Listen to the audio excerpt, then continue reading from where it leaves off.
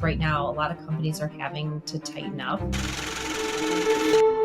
There's been reductions in personnel at a lot of companies, but that doesn't mean that expertise isn't needed. So as companies are downsizing because they have to be really cost conscious, this is another opportunity to maybe piece together a few fractional people. I worked at Abbott, AbbVie, very large companies where I first learned sort of the ins and outs of operations, and then moved to very small startup, employee 15, 50, help take it through an IPO, and how do you grow and scale a company, with tremendous growth. I see a tremendous opportunity to see an increase in the amount of companies that are leveraging fractional executives. Welcome everyone to Executive Connect podcast. Today, I am so excited to have Jennifer Clark here today to discuss fractional roles. Jennifer, tell us a little bit about you. Yeah, sure. Thanks, Melissa. Thanks so much for having me. I'm very excited to be here. So a little bit about myself. I'm currently serving as a fractional COO, which I know is the topic of our discussion today.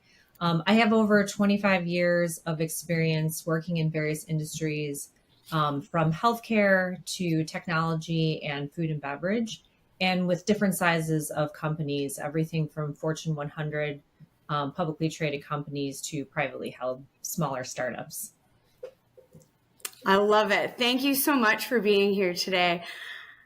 I'm just going to jump right in. Tell me exactly, for the listeners, what is the difference between fractional roles and how they're different than full-time roles? Yeah, that's actually a very common question that I get. The world of fractional CXO is very new, I would say, and probably has accelerated over the last couple of years since COVID. And we'll talk probably a little bit more about why that is. But essentially, a fractional CXO is a executive who helps typically a startup company, but it might also be a company that has a executive level role that's somewhat in transition, and they need someone to help fill in that space. So the way I like to think of it is sort of hiring a COO as a service, in my case, a chief operating officer. But I would say there are also other fractional roles that are very popular, particular CFOs, chief financial officers, chief marketing officers, and chief revenue or growth officers are probably the most common ones that are out there. I would say the difference between a consultant and a fractional CXO is a consultant is often coming into your organization, looking and seeing what whatever the opportunity could be. So in my case, maybe how the operations are running, and providing advice and recommendations on where the company can go next. And from there, the company often can take that advice or make tweaks, and then they move forward with implementation. The difference, I would say, with a fractional role is you're a little more embedded into the company. And so oftentimes you have recommendations and advice, but you're also responsible for implementing that. And you also serve as a key leadership role where the team often is taking direction from you to move forward with those implementation or the running of the company, which would be different than kind of consultant, where they're sort of there to help advise, but not really directly overseeing the team. That's a great explanation. I know we were talking a little bit before. One of my children was asking me about how to explain fractional roles. And when I think of fractional roles, I also think personally as well. I know I've outsourced different things in our home, from yard work to housework to food services, and you name it. I feel like the world, you nailed it, is evolving quite a bit to leverage and increase your productivity personally and professionally to get the results that you need to drive whatever the position is for. So what are some key, from your perspective, what are some key benefits of companies engaging in fractional roles, whether it's like I said, companies or people? Ready to lead smarter and invest wiser? On the Executive Connect podcast, we unpack executive strategies for wealth and influence. Hit the subscribe button now. Don't just watch, act. Mm-hmm. Yeah, definitely. And I very much can relate to that analogy there, where we oftentimes have people who come in and help, and they're almost embedded as part of our family, right? Sort of our fractional family members that help get things done. So what I would say is, where, there are different types of fractional roles. But what I would say is probably the most common, and I think this actually started off mostly in the tech world, is if you are a startup company and maybe you only have a handful of employees and you have a handful of capital and resources to deploy, right? It's very costly to bring in someone early stage, like a chief information officer, chief technology officer, but you want the benefits of the advice, um, and the strategic direction of that leader. So oftentimes, instead of hiring someone full time, let's say as a CIO or CTO, or my case, a COO, you can really have someone come in and help you on a set project that you need strategic help with. Or at times, you can also hire someone for a set number of hours. So for some of my clients, I serve as a fractional COO for 1 day a week. Or I have someone else that actually I serve in that role for 3 days a week. So for a fraction of the cost of what it would have for someone full-time salary, you can Right. basically get that strategic advice, the executive leadership, the coaching, and the mentoring, but not have to pay for a full-time salary. And from a fractional perspective, you can work with multiple companies. I would say probably on average, somewhere between 1 and 3 customers or clients, if you will, is probably about the norm. But you can also help, multiple companies at the same time to piece together your own sort of full-time salary while someone else is, also having you part-time as well. That's great. I'm sitting here thinking of all the other questions I want to ask you, but what do you, for companies who've never used fractional roles, or we're hiring it, we're insourcing everything, who've never outsourced in a fractional capacity, what are some challenges or obstacles that those companies might face when integrating these type of roles into their already existing organization? And really, how can they overcome those challenges as well? I guess the second part to the question. Yeah, and maybe I'll share sort of a personal experience I had with one of my main clients. Things have gone very smoothly, but I think part of it is how you communicate, and set expectations with the existing employees of that company. So for one of my clients right now, they're actually a publicly traded company. They don't have a COO right now, so I'm sort of filling the void, if you will, of helping one of their business units with these COO services. Now, from the onset, I first came in and kind of did an assessment of their operations to say what's working well, where did I see opportunities for improvement, and then they wanted me to come in kind of this expanded role to help with the implementation. So one is, they had to sort of set expectations with the team on what my role was, right? And they actually said, Jennifer is a little bit different than a consultant, where she really is going to come in and help lead you through these improvement efforts.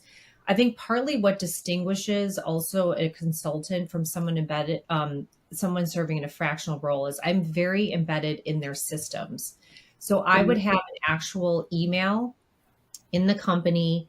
So when we're doing, email correspondence, even sometimes with outside, vendors that we're working with, suppliers, internally, I look like I'm a member of the team, and really am acting as such on behalf of the company. Also, if we need to do calendaring, messaging through Microsoft Teams or GChat or whatever it is, you're also embedded in the system so people can really directly have access to you. That is very different than a consultant, where you're really engaging with that client outside of email systems. But also in terms of running team meetings, one-on-ones, sitting in on the executive calls, I'm doing all of that. And so really outside of personnel decisions, now certainly I am providing advice on hiring or any performance management issues, but obviously as not as an employee, I am not doing any direct hiring or performance management. I would say that would be a key differentiator. But I think part of it is like really setting the expectation. I know they were like, Jennifer's part of our team. We want you to think of her as somewhat your manager.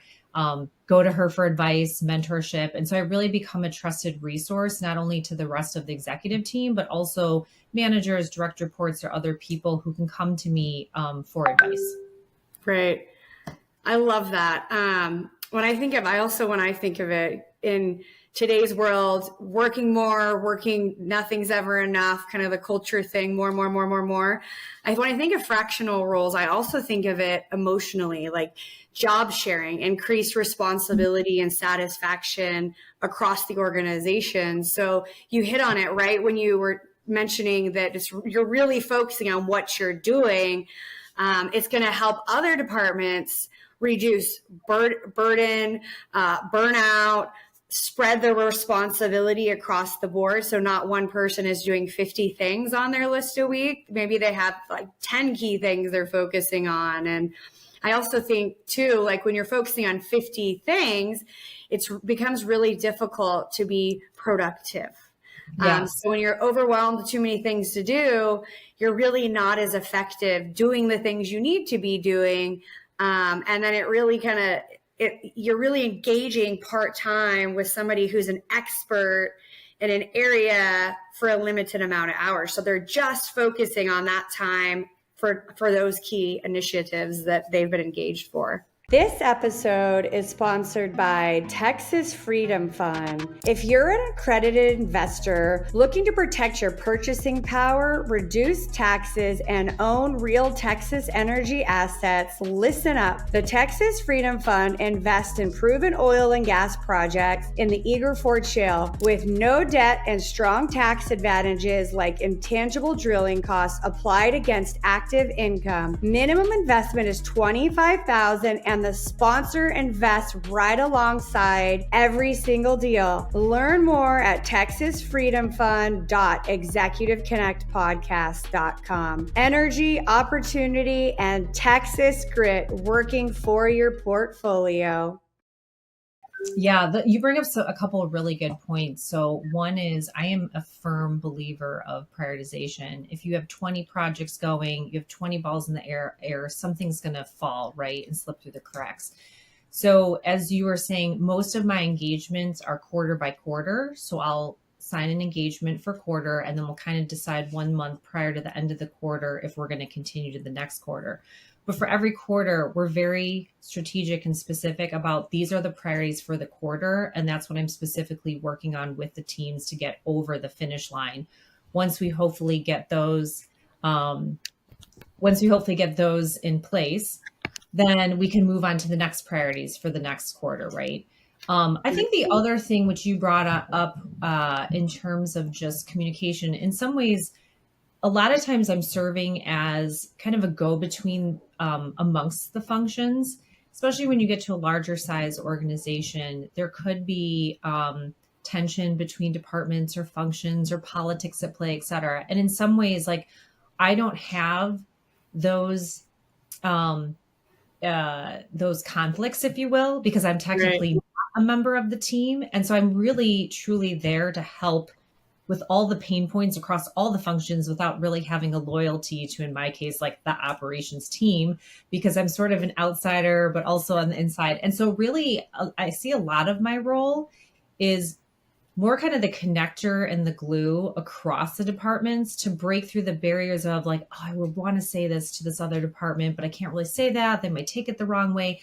So if everyone can kind of use me as that buffer, if you will, I can take the feedback and really understand where the challenges are and why we're not breaking forward. And then keeping who said what anonymous, I can usually start to forge a path forward of getting everyone together and like, here's what I heard collectively between all the departments, and figure out how we move forward really without thinking about the politics and people's feelings being hurt, and really just focusing on what's the improvement opportunity and moving it forward. So I have seen a tremendous increase in collaboration and communication amongst the departments since I've joined some of these organizations, which is another good benefit of having a fractional person, because they can kind of cut through some of those, layers, if you will, that might exist. Yeah, I love that. I've been a part of consultants not a bunch of fractional roles. So this is fascinating to me because you're right. There's a big difference between that. So switching gears, you touched on a bit at the beginning. What trends do you foresee in the future of this type of work, and fractional roles? How might companies look at that for their businesses? Yeah, I see a tremendous opportunity to see an increase in the amount of companies that are leveraging fractional executives. I think both for startups, it definitely makes sense, right? You have limited capital, limited resources, and you need to stretch all those dollars until you get a viable product to market and see the revenue growth, right? I think it's a matter of getting the word out, because a lot of people that I talk to that are founders, entrepreneurs, don't even know this is even an option for them. And so then many Right. of them are struggling with getting the marketing that needs to be, out there to help your product or service get out there. But there's a trade-off, right? Is like you need the executive to maybe help, or a revenue officer or whatnot, or you need a CFO to help with the capital raise and deployment. But they're like, when do I hire that person? There's that push-pull struggle, right? And so I definitely think in the startup space, it really makes a lot of sense. I think, but also, because some of my clients, like I was saying, are larger organizations and are not startups. But I think anytime you're in some sort of transformation or transition, and you're not sure maybe what the right type of candidate that you need for a COO role or whatever it might be, I feel like this is a great opportunity in some ways to also test the waters. Now, for myself, I consider my career path as a fractional COO. I know some people take them as an interim role because maybe they haven't found the right opportunity, but they want to be contributing and working still. It's kind of a good way to test the waters, I would say, on both sides. I see it sort of like dating, right? You go on a few dates before you decide if you're making some sort of commitment for a long-term relationship.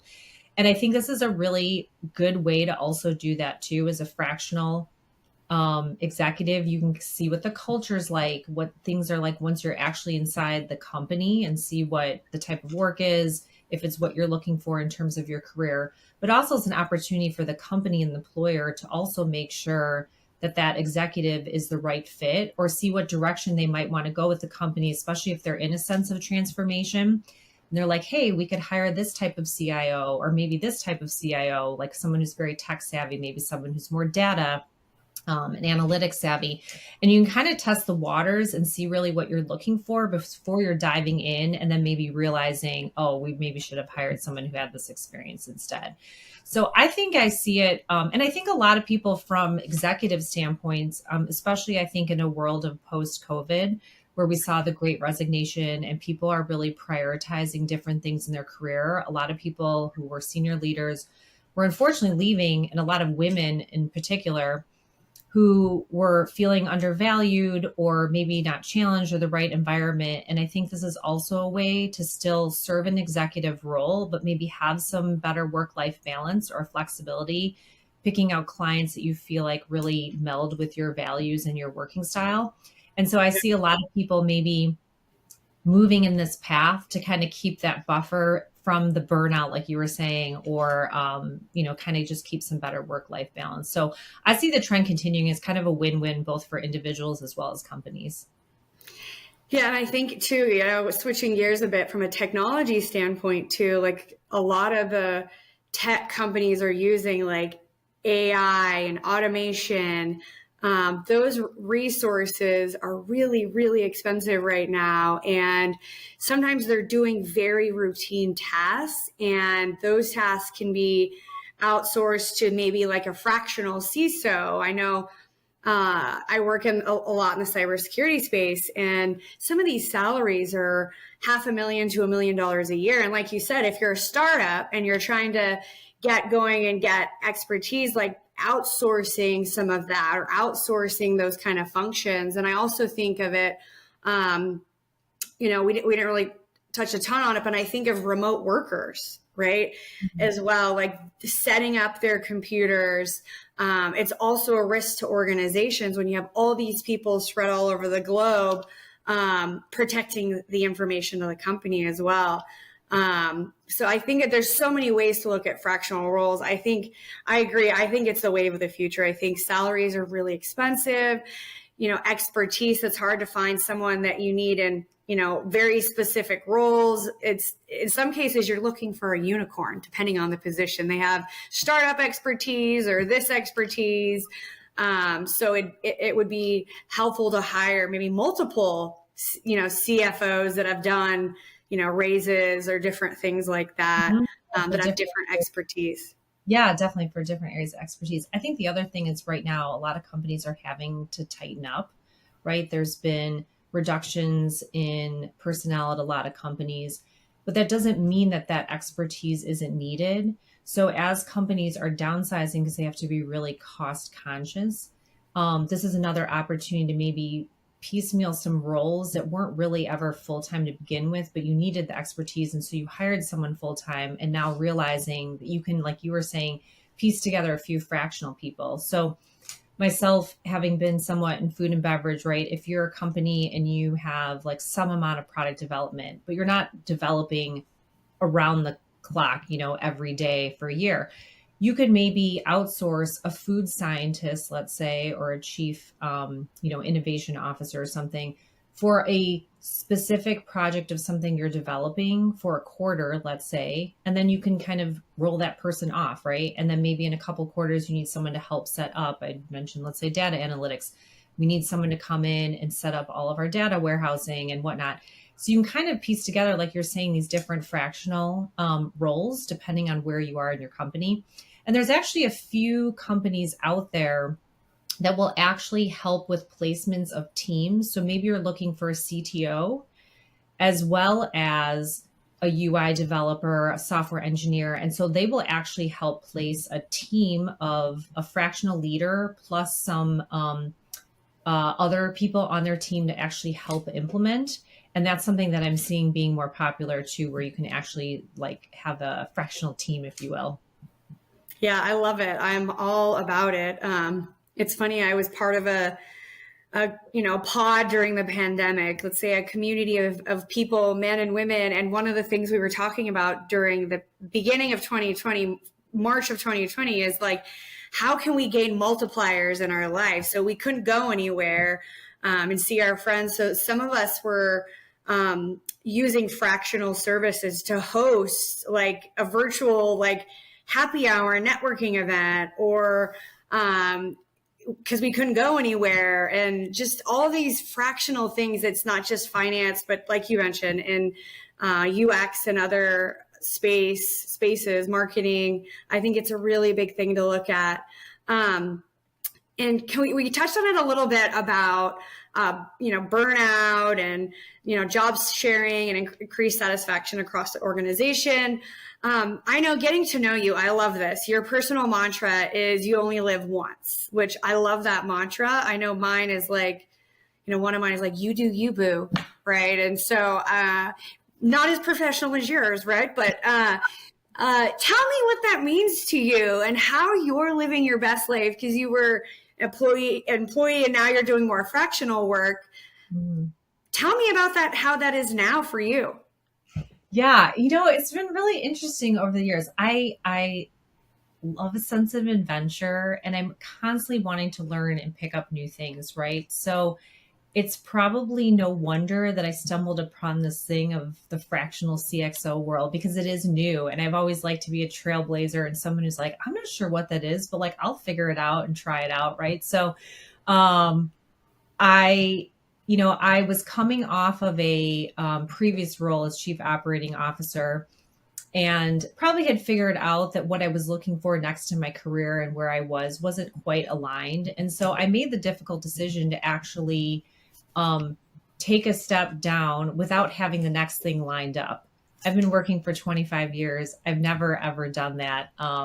My husband was definitely a little nervous about that move, but he's like, I'm going to trust you and you're going to figure it out. And so I spent kind of 4 months in transition, trying to figure out what was next for me. I was finishing off my executive MBA at the time.